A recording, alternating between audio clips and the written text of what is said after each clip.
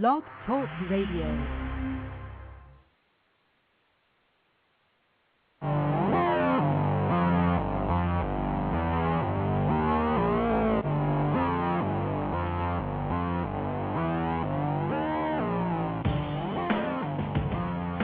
Welcome to Blog Talk Radio's, the Incoherent Ramblings of C&E. Christopher and Eric are your hosts, coming to you live from Greensboro, North Carolina, as we do every Thursday from 6 to 7 p.m. Eastern Time. Our intro music is provided from the Podshow PodSafe Music Network. Check it out at music.podshow.com. Also, feel free to email your topics for discussion, suggestions, and comments to incoherentramblings@live.com. Good evening. This is Christopher. No Eric tonight. This is April the 26th. Oh my goodness. April the 22nd, 2010. The Incoherent Ramblings of C&E live from the internationally famous C&E studios here in Greensboro, North Carolina, U.S. of A. If you would like to call in, you can call us at 646-716-6928. You can go to blogtalkradio.com/incoherent ramblings, where you can proceed to find a plethora of ways to connect with us electronically. We're on MySpace. Don't really like it. We don't really have any friends there, but it's out there. We're on Facebook. We're on Twitter. We're on Blog Talk Radio. We have a page there. You can send us email for suggestions, telling us how horrible we are, whatever you want to do. Please feel free to send us some stories if you want. We'd like those as well. You can also go to iTunes and do a search for Incoherent Ramblings, find our show, subscribe to our channel, and you will get free updates. Every time a show is posted, it will automatically download to your iTunes for you. So that's another way you can keep connected with us. So Eric is not here today, as I said, and he actually is,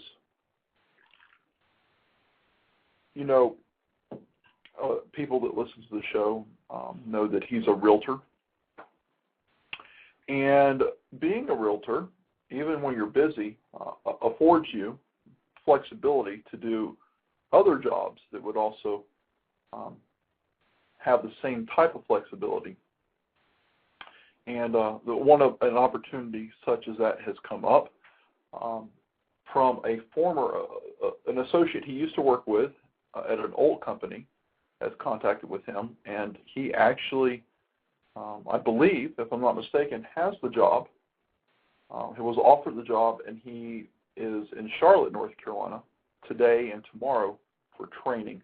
And so he's staying down there tonight to avoid having to drive back and forth 2 days in a row. So perfectly acceptable reason, obviously, why he's not here with us tonight. And unfortunately for you, that means you're stuck with just Christopher. So tonight is the Incoherent Ramblings of C. And I can ramble, and I can do it as incoherently as anybody you know. Trust me. So here we are. Last week, I think maybe made an announcement not all of our listeners knew about. And that is, I am getting married. That is correct. You heard me correctly. I'm getting married. May 1st, that's a week from this Saturday, to a beautiful young lady named Lauren. About 8.5 years my junior, actually, to be honest with you. But we get along very well, and she makes me very happy. Some of you know that listen on a regular basis that in August of 2007 I had an event in my life that caused me a lot of distraught, a lot of stress and heartache, and I was able to thank God, come out of the emotional turmoil that spun me into, and am able to live and feel like I'm alive again and feel happy. It's a great feeling. Lauren is beautiful. She is a beautiful person inside and out. She's a great friend, and I'm very much looking forward to being married with her and having a family with her and her beautiful young daughter named Olivia. So there it is again. In case you missed last week, here it is again. Christopher is getting married. Been working a lot of hours this week. When I clocked in this morning, today's Thursday, I was already over 50 hours. And today probably put me about 58 and change. Got to work tomorrow. Got to work Saturday. Got to work Sunday. And then start over again Monday. Been working 6-7 days a week. And, we like to start off our show with good news. And I'm not saying this to sound arrogant. And that's not it at all. And I'm not saying it to make people that don't have jobs feel bad. I feel incredibly fortunate to have a job, a good job that I enjoy, good management that treats me well. These are not the greatest of economic times, and having any kind of a job is a blessing, and having one that you actually enjoy is even more so. So I'm thankful about that. People that aren't employed, I pray for you. I pray the economy turns around and that things will pick up from where it is now. Nonetheless, I am very, very busy, and so I'm very tired. A couple nights this week, I've gotten in bed around 3:30, 4 o'clock in the morning, only to get up about 3 hours later and start my day over again. So I am definitely tired and worn out, which makes my incoherent rambling. It definitely increases the incoherence, and it probably decreases the interest level of any would-be listeners. So I apologize. But we're going to do the show. We have people here that come hang out with us every week. We have tailgaters that come and hang out. It's a beautiful day for tailgating here. Absolutely gorgeous day here in central North Carolina. I've got me a caffeine-free Diet Mountain Dew. I've got the show's official mascot, Miss Bella, right here beside of me, curled up in the ball in her bed. And I've got 50 minutes left to ramble. Who knows what I'm going to ramble about? That's what makes it so exciting. We do have a listener-submitted story. If I can find it right here. I apologize. I should have had that queued up. Thought it was funny, and this actually comes to us from right here in Greensboro, North Carolina, home of the internationally famous C&E Studios, as a matter of fact, as you know. Listener submitted story about a man suing the city of Greensboro over a traffic ticket. And it gets quite weird, and I guess humorous in a weird kind of way. Probably not going to pronounce some names correctly, and I apologize in advance. We'll be getting to that later. But for now, we're going to start off with what appears to be good news. We're surrounded by bad news. We're surrounded by murder and rape and incest and sexual abuse and robberies and all manner of just absolute inexcusable ill behavior. That regardless if you're from the most liberal to the most conservative and everywhere in between, Most sane people find this type of behavior unacceptable. The difference is we all have different opinions on how to better deal with it or deter it. But we can all agree that it's terrible. So let's not dwell on that. Let's throw on some good news. And let me tell you what, it's hard to find some good news. It's not an easy task. To find stories that are really good, and they don't have to. We're not looking for something that's just going to blow you away. You know, people risking life and limb to save a baby from a burning building that has a meteor that's getting ready to fall on it. You know, nothing. It doesn't have to be that astounding, but just something that's good news. Good news, heroic deeds, good deeds, doing something for someone less fortunate than you. Things along those. We're going to start off here with a,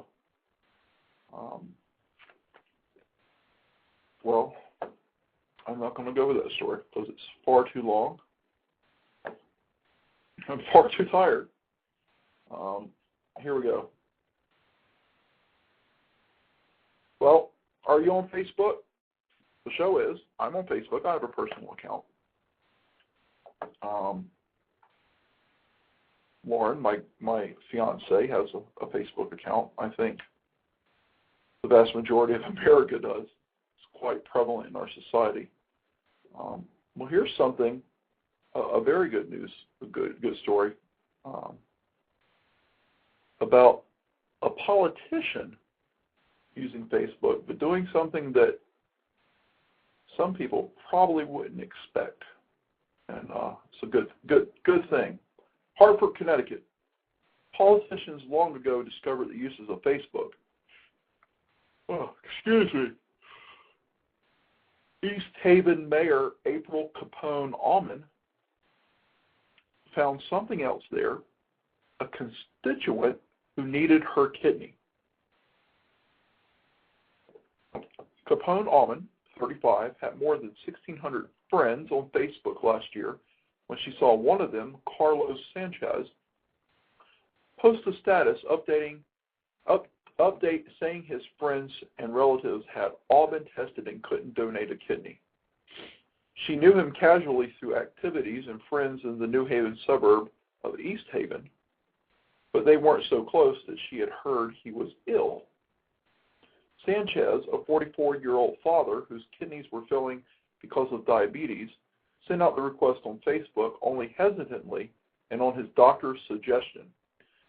He worried people might pity him and certainly hadn't pinned his hopes on finding a donor that way. He didn't have long to wait. Capone Almond was the first person to respond. I sent him a private message and just said, "Hey, I'll try. I'll get tested." I really felt from the very beginning that I was going to be a match and a donor. I don't know why. I just knew it. Sanchez had no such certainty. I thought she was joking. The mayor of East Haven would offer me her kidney, says Sanchez. She responded back and said, I am serious. I'm willing to get tested. I wasn't putting too much faith in it, he said. I didn't want to get my hopes high. But at a point, she made me feel so comfortable that I started feeling maybe this was meant to be. Capone was running for second term as a mayor at the time, but kept the details of her medical plans a secret. She won the election as they awaited word on when she could donate the kidney, saying they grew as close as family during the lull. I know he voted for me too, she joked. The operation was set only after Almond passed a battery of tests and was giving a long explanation of the process, which involved 3 small incisions near her rib cage and a scar similar to that of a cesarean section. What the doctor said to me is, your recipient is already sick, and we're not going to make you sick to make him somewhat better. They do not compromise the donor's health in any way, shape, or form.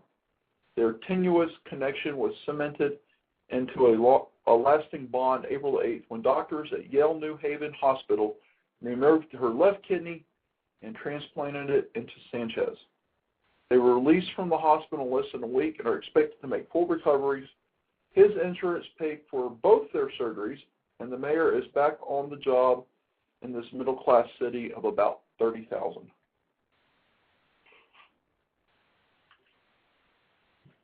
Capone Almond says she fields questions almost daily from people asking whether she's worried her one remaining kidney might someday fail, but that she's confident enough in modern medicine and her own health, especially after numerous tests, that she barely gives it a second thought. I don't want people to see this as something larger than life, she said. There's nothing special about me. Anybody can try to do this. If it's meant to be, you'll be a match and a donor. You can really help someone. Michael Lawler, an East Haven attorney and longtime friend of the mayor, says she kept the details of her plans private for a long time, even as he and others quizzed her to ensure she recognized the serious nature of the donation. I remember saying, wow, that's really something. I wonder if she's really thought through the fact it might actually be a match, said the local state representative. Almost everybody says the same thing. I don't know if I would do that if it wasn't a relative, but she said no problem. When she found out she was a match, she was genuinely happy and truly excited to do it. So to Capone Almond, mayor of East Haven, Connecticut, I would say that's a pretty cool thing to do. I appreciate her humble spirit in saying that she's not really doing a big thing. But you know what? That's an awesome thing regardless of who the person is. Obviously, if there was a family tie, you would feel a closer bond. But, you know, that's it's a pretty big deal, I believe. And I think that was an awesome move on her part. And I really, after reading through the story, I don't think this was just a political ploy, just to save face. I mean, she didn't tell anybody until after she had won the election. So that's to Capone Almond, I say congratulations for doing a very, very special thing. Let's see here.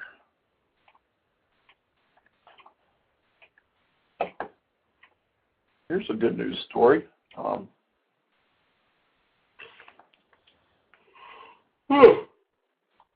am so sorry. This comes to us from Wisconsin, or as they like to say up there, Wisconsin. A Wisconsin woman who went into labor on the way to a hospital got some help from the mother of a bride at a nearby wedding party. Ben Sherwood of New Berlin was driving his wife Kimberly to the hospital Saturday when she told him they wouldn't make it. They saw a police officer by the art museum and flagged him down. Ben Sherwood tells the newspaper the officer had the same frightened look he had, so Ben turned to a nearby wedding party and started yelling for a doctor. A woman in a peach dress and high heels ran over. It was Annette It was Annette, an emergency room nurse. A few pushes later, and the nurse was holding little Lincoln Sherwood. The nurse says it was an amazing day, and the Sherwoods had a son, and she gained a wonderful son-in-law. So, she did an amazing thing, if you ask me. She decided to leave her wedding party of her daughter and son-in-law to deliver, to help out this couple in distress, to help them deliver this baby. So, the awesome thing there. I apologize if you can hear that beeping. Someone's calling me on my cell phone, even though that person knows that I have this radio show every Thursday night from 6 to 7, so I'm not sure why they're calling the cell phone. So I apologize for the noise.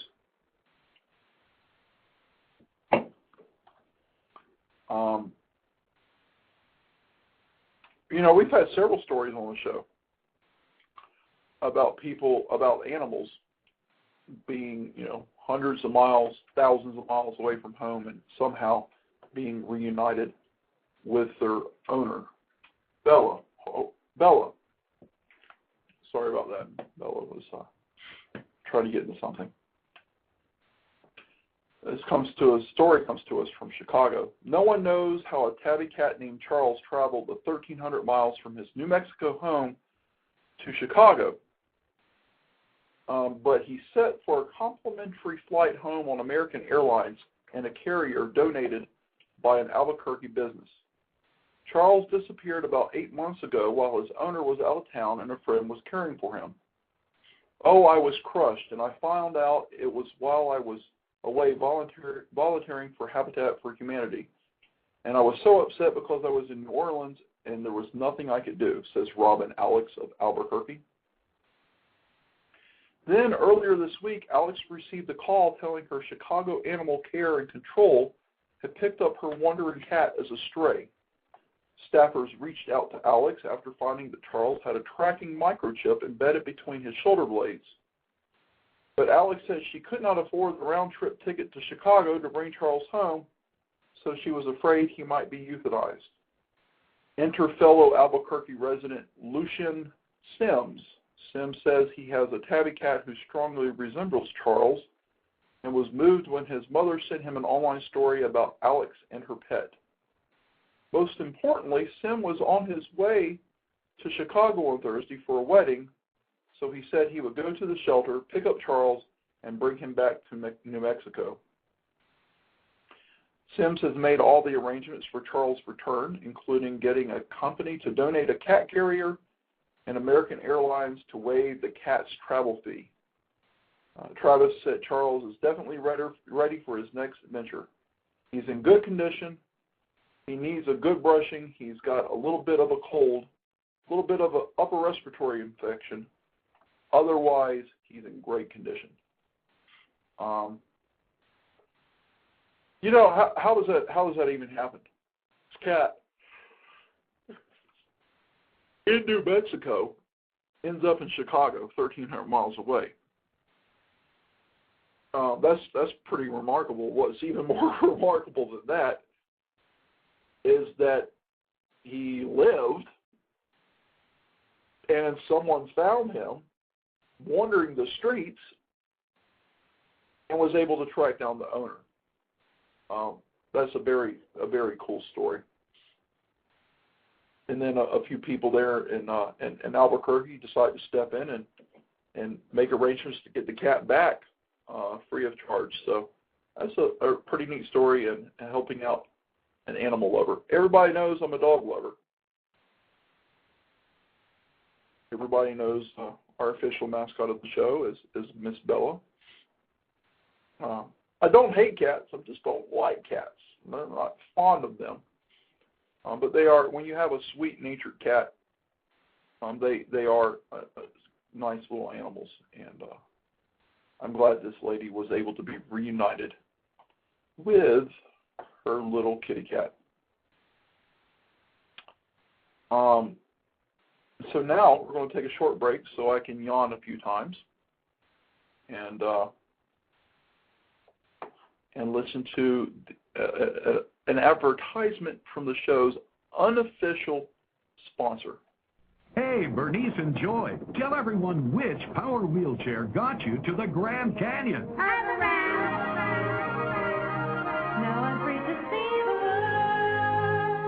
With a Hover-Round, you truly are free to see the world. Hover-Round's award-winning compact round design makes it the most maneuverable power chair in the world. And because it's portable enough to easily fit in a car trunk and powerful enough to pull a 2-ton van, Hover-Round gives you the freedom to go almost anywhere, even the Grand Canyon. Find out if a Hover-Round is right for you. Call one of our friendly mobility specialists for a free evaluation and free Hover-Round video. Hover-Round's licensed nurses will work with you to determine if you qualify for Medicare, VA, or other insurance. With Medicare and a supplement, owning a Hover-Round could cost you little or no money out of pocket. So call now. Declare your freedom to see the world in a Hover-Round. Hover-Round! I don't know. Eric and I are just I think, more amused by that than most people. If you've ever actually seen the TV commercial that is from, and you have a bizarre sense of humor like we do, I think you'll get it.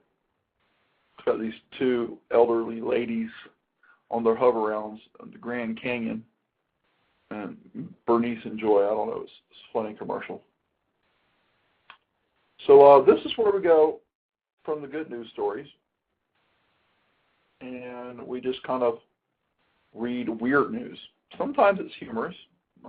I usually find it humorous, but at least weird and interesting on some level. First, though, our listener submitted a story for the week about the man suing. This is right here in Greensboro, North Carolina, home of the internationally famous C&E Studios. This is I don't know. This is funny. A man is suing the city of Greensboro for $7 million, claiming a police officer trespassed and violated his rights by writing him a traffic ticket in March.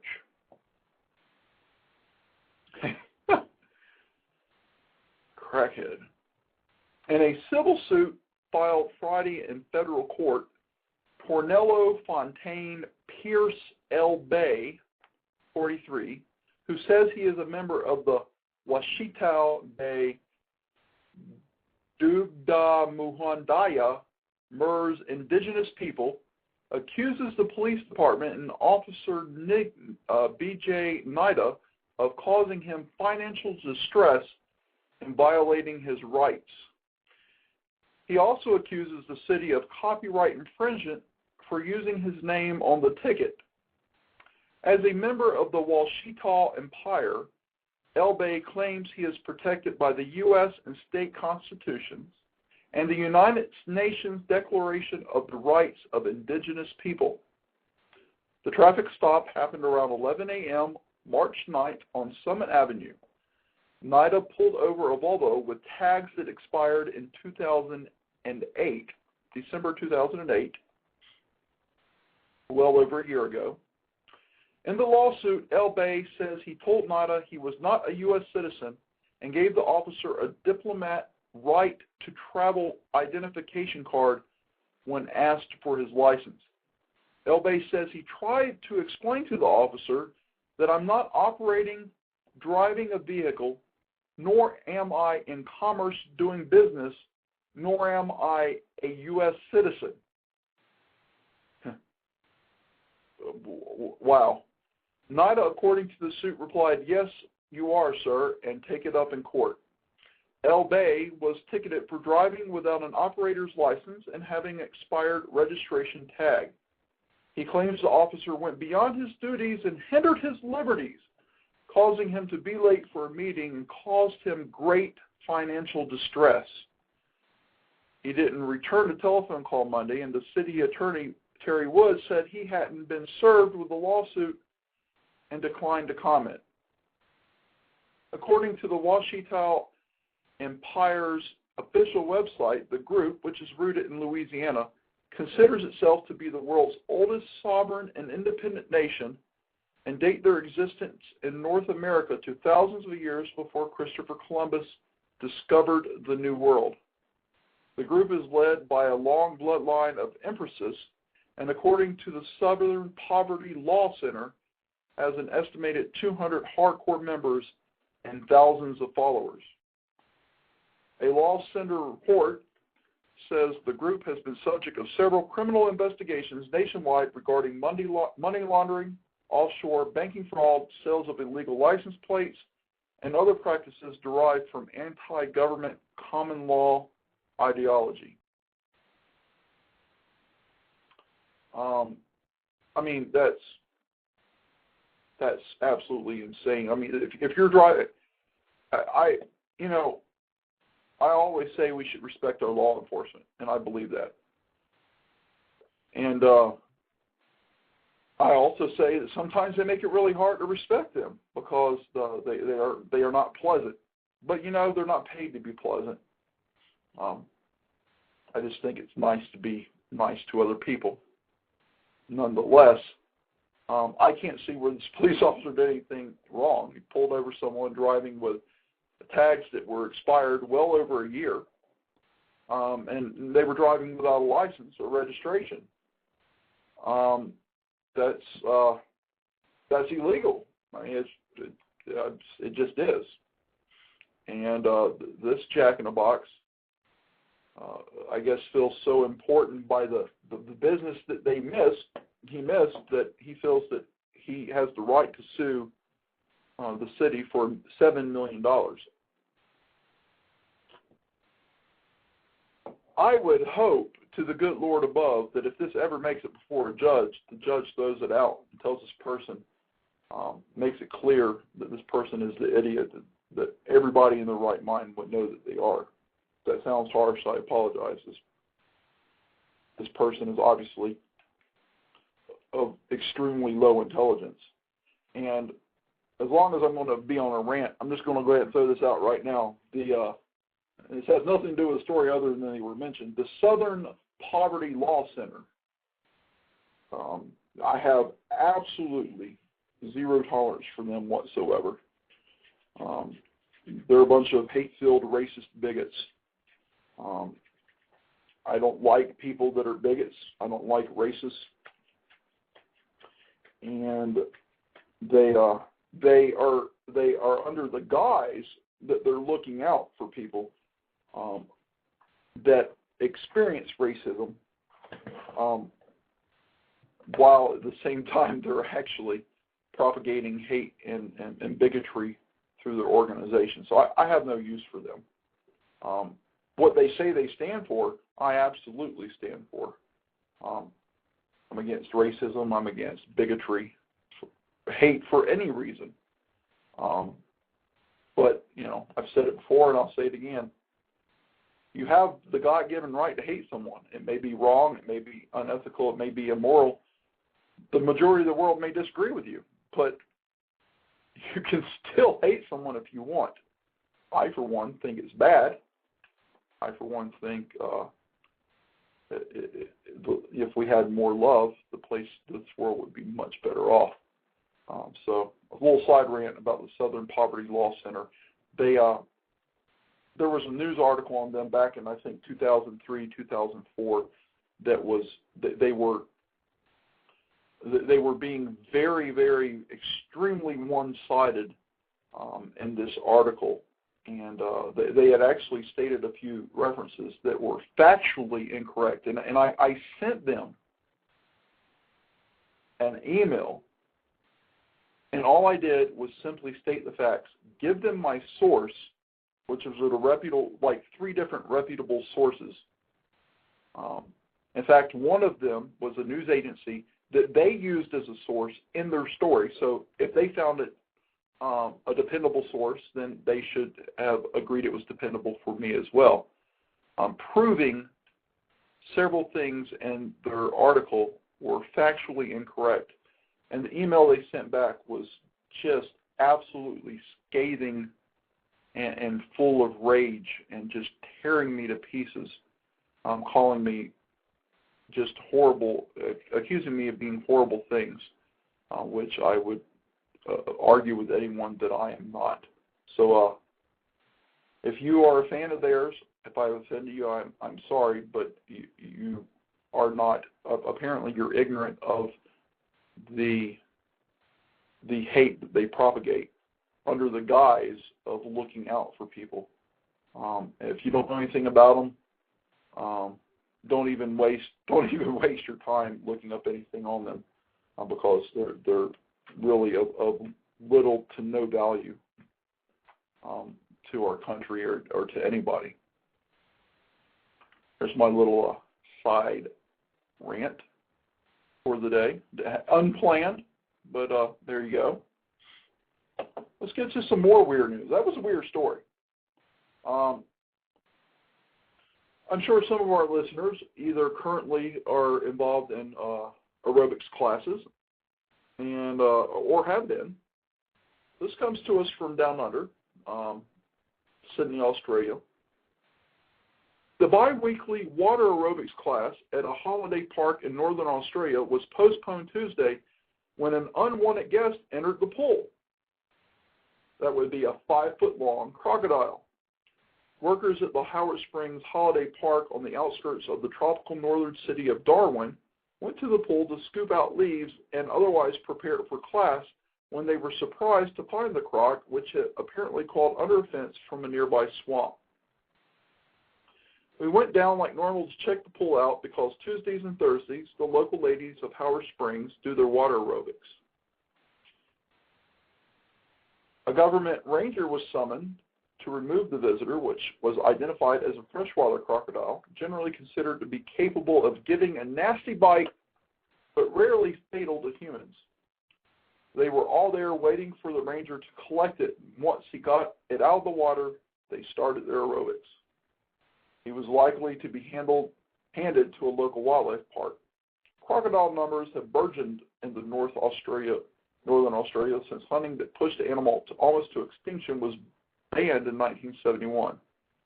Attacks on humans have increased, with 4 people killed by crocodiles in 7 months from 2008 to early 2009.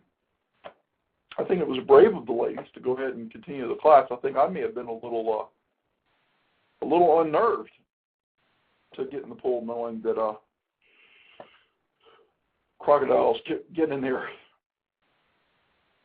Well, when you're doing when you're cleaning up the outdoors, you never know what you'll come across.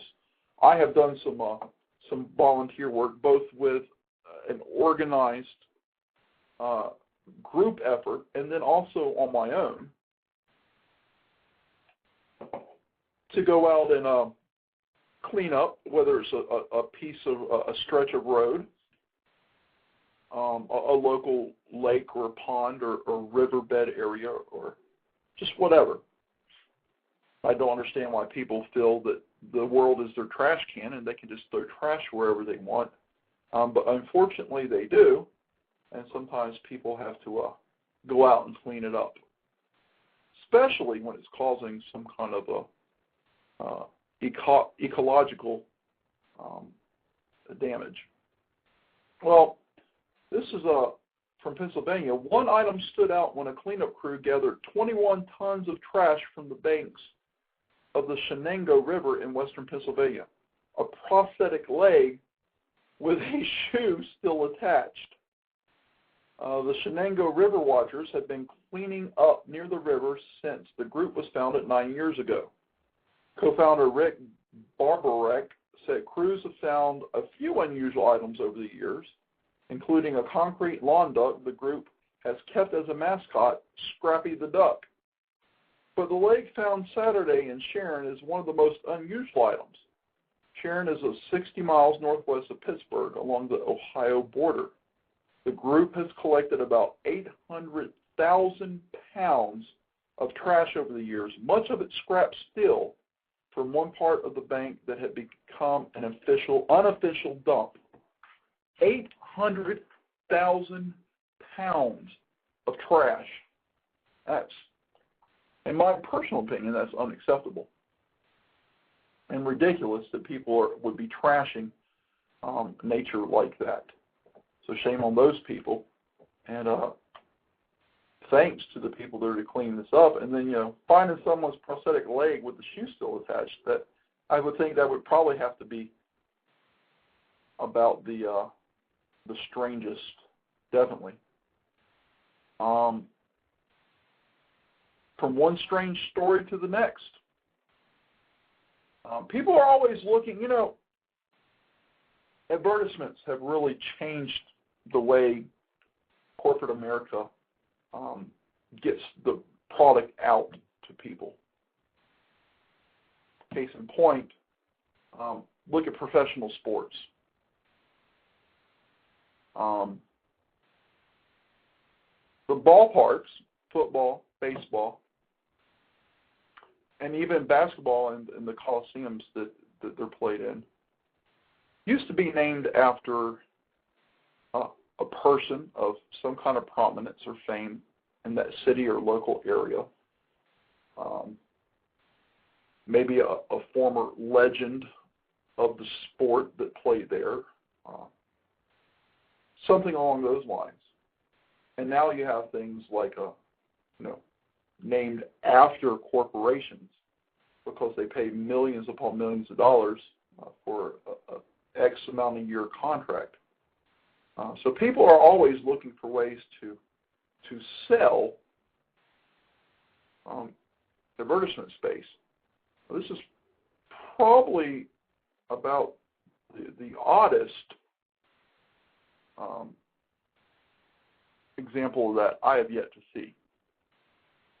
This comes to us from Springfield, Oregon. A Springfield man with colon cancer who has been told he has just months to live is selling advertising space on his urn. Aaron Jameson told a local TV station he hopes to raise $800 to help his wife, Kristen, pay for the cost of his cremation. One friend, restaurant owner Dustin Remington, has already paid $100 for an ad. Jameson plans to hand paint the ad on his urn. It's a little, maybe a little morose. I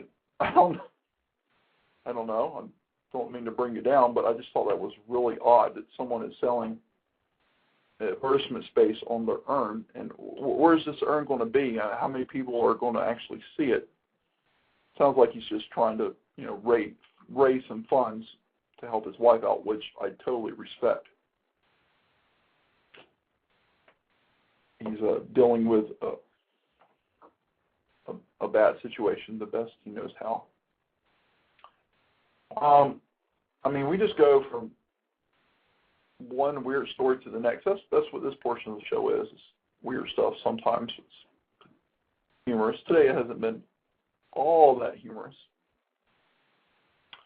This comes to us from Lorain, Ohio. A home security camera has captured a runaway saw blade shooting through a northern Ohio yard and into the side of a house.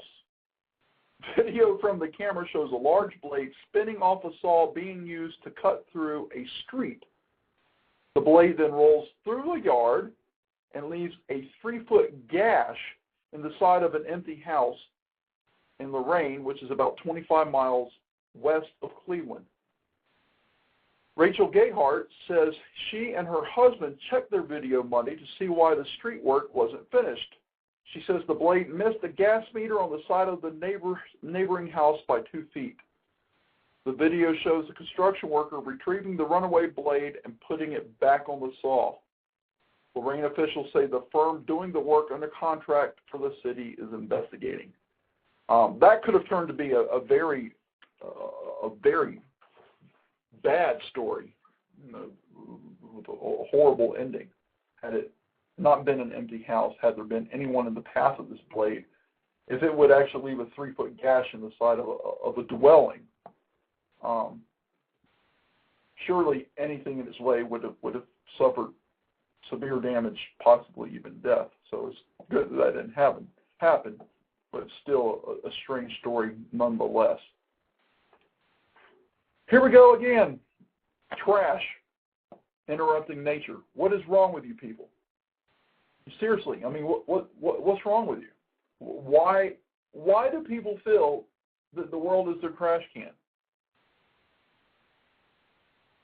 Do you not have trash pickup? Do you not have the wherewithal to put the candy wrapper in your pocket and keep it with you till you get home and throw it in the trash so that the municipality where you live can take care of it in the means that your municipality takes care of it? Seriously, people. A gray whale that died after getting stranded on a West Seattle beach had a large amount of garbage in its stomach, ranging from plastic bags to a pair of sweatpants and even a golf ball. Most of the contents was algae, typical of bottom-feeding mammals. But people researching it, experts say, among those performed the necropsy, said a surprising amount of human debris was found, including more than 20 plastic bags, small towels, surgical gloves, sweatpants, pieces of plastic, duct tape, and a golf ball. On top of all that, the whale also had cuts on the head, possibly from a boat propeller. It added, though, that these did not appear fresh or deep enough to have been involved in the death of the animal. They also said there was no evidence the trash was responsible for the whale's death, but it did clearly indicate that the whale had been attempting to feed in industrial waters and therefore exposed to debris and contaminants present on the bottom of those areas.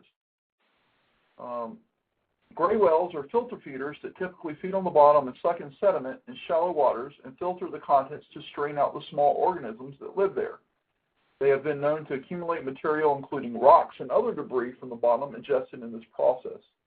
While debris has been found in the stomachs of some previous gray whales found dead in the Sound, this appeared to be a larger quantity than had ever been found previously.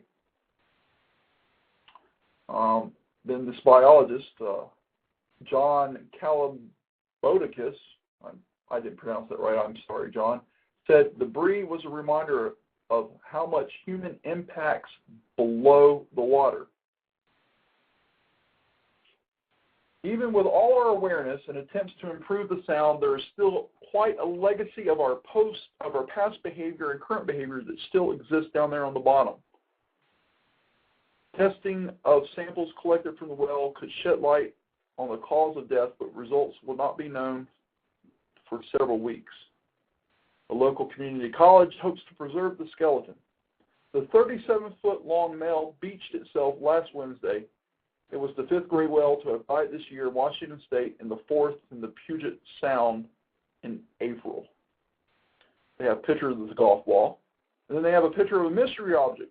They have no idea what it is. It looks, I can't even tell you. It looks like a piece of hard plastic that's orange. It looks like a torpedo or a grenade or something. I don't know what it is. But, I mean, seriously, people, I mean, sweatpants, the golf ball I can see maybe it's close to a golf course.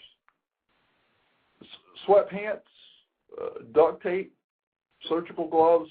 I mean, put your trash where it belongs. People that know me personally know I'm not some, tree-hugging PETA lover. In fact, people that know me know I despise PETA with a passion equaled only maybe by the passion that the idiots in PETA have. And if you're a fan of PETA, I don't mean to offend you, but I have no use for that organization. They want to eradicate, they want to commit genocide against about 5 different breeds of dog, one of which is the Pit Bull Terrier, one of which happens to be right beside of me, the show's official mascot, Bella, who is the absolute sweetest, kindest dog I have ever known. And I've known hundreds upon hundreds of dogs, owned several, loved many. This is the sweetest, gentlest, kindest dog I have ever owned and ever known. But for some reason, in their search for the continual ethical treatment of animals, they are on a crusade to commit genocide against my dog, and I have no use for them. I think they are absolute scum, and I would argue that with anybody. If you truly believe about caring for animals, you wouldn't want to commit genocide against them. And don't think you're going to come get my dog, because it's not going to happen. Period. So while I'm not one of those kind of people, seriously, I mean, this whale should not be eating sweatpants and duct tape. Take your trash, dispose of it properly. What is wrong with people? I don't know. Well, we've had several stories on the show about people speeding.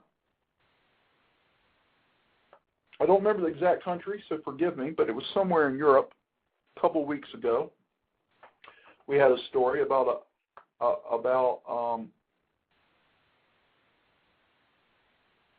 think the guy was driving some high rate of speed. He got a fine of the equivalent of thousands of U.S. dollars.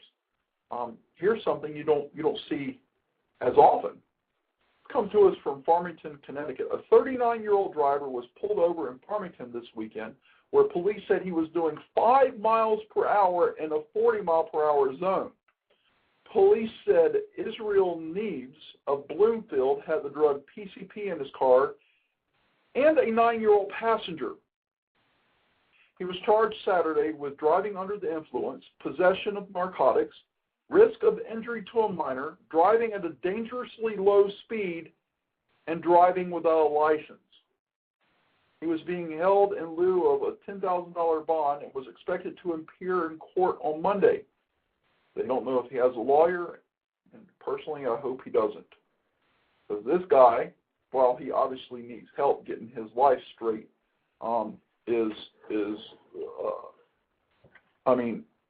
seriously. You're driving 5 miles an hour in a 40-mile-per-hour zone with a 9-year-old child in the car. Just another example of people making bad decisions.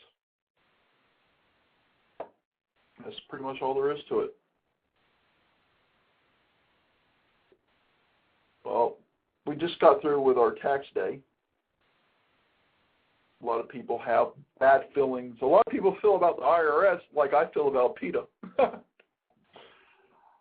This comes to us from Novato, California. A woman accused of accruing thousands of dollars in bills at a Marin County hotel while pretending to be an IRS agent has been sentenced to 5 years probation in order to pay $55,000 to hotel owners. Chief U.S. District Judge Vaughn Walker in San Francisco sentenced Sherry Lynn Bertoch on Tuesday. Bertoch pleaded guilty in February to impersonating a federal officer. Authorities said the woman, who is in her 60s, stopped paying her bills at the inn in Marin in Novato in 2008, telling one of the hotel's owners she was a contract worker with the IRS and wouldn't be paid until she finished an investigation for the agency. She allegedly urged the owners to write a letter to the IRS when they periodically sought payment. Prosecutors have recommended probation over prison time, probably due to the fact she's in her 60s.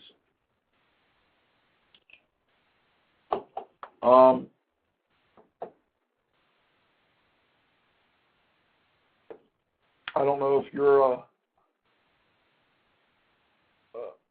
fan of Jim Carrey. I am. I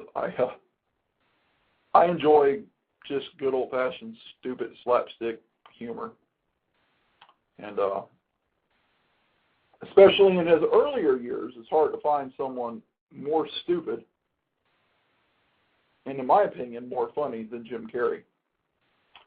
And if you're a fan of his or have ever seen this, you'll know what I'm talking about when he would talk with his rear end.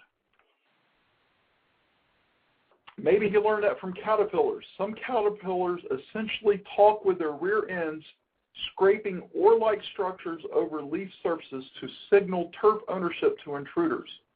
Now researchers have found that the butt talking evolved from crawling behaviors.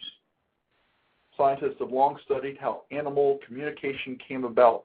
Many communication signals, if they are very advanced, they may have evolved from a previous form, but ultimately a communication signal starts from scratch, from a non-signaling behavior.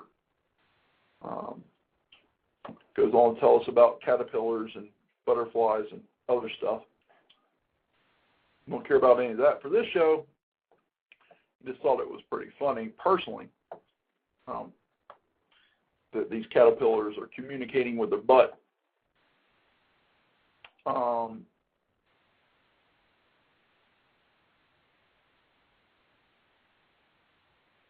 I like to fish. I've fished many times, salt and fresh water. Where I live relegates me to mostly freshwater fishing, but I do enjoy fishing in saltwater as well. Here's a couple finding out the hard way. Some eggs fish eggs you don't want to eat. Take it from Darwin Aaron and his family from Heber Springs, Arkansas. Gar eggs are poisonous. Tiffany Aaron said her husband, Darwin, and brother-in-law, Russell Aaron, took a long-nosed gar while spearfishing at Greer's Ferry Lake on April 5th. Gar meat is edible, so they figured they'd try the roe. They prepared the eggs that evening with Darwin and Russell Aaron eating some, along with Darwin and Tiffany's 10-year-old son, Carson. Carson was the first to start vomiting at about 1:30 a.m. Russell and Darwin soon were sick also. Tiffany Aaron looked online and read that gar eggs are poisonous. All three family members recovered after a few days. So consider this a public service announcement. We do that here. We do that here on our show. We give public service announcements because we care. We care about our listeners. Don't eat gar eggs. They are poisonous and they will make you violently throw up. And that's not fun.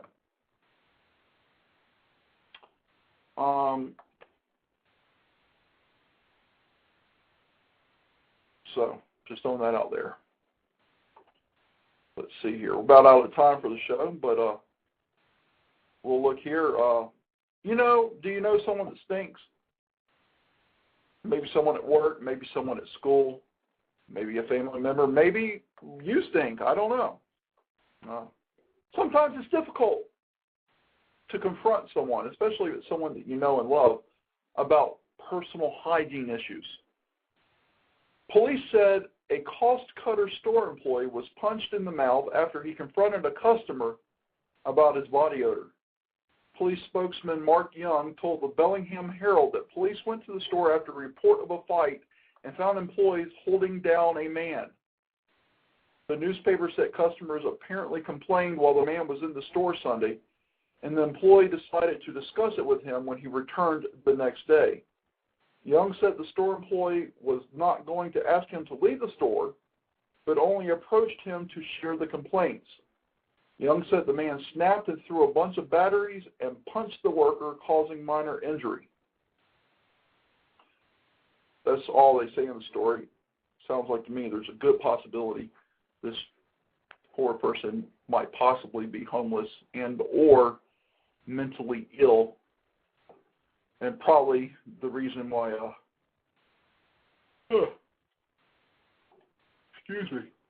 quite possibly for the state of its personal hygiene. A Utah woman has been sentenced to 30 days at home with an ankle monitor for blindfolding her husband and promising him a surprise before hitting him in the head with a hammer 3 years ago.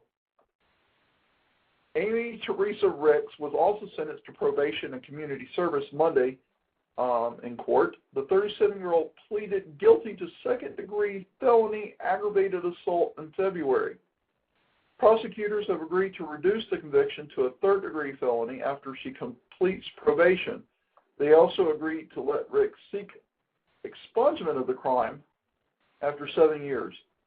Rick's husband suffered minor injuries in the May attack. At the time of her plea, Rick's defense attorney said the two were still married but separated.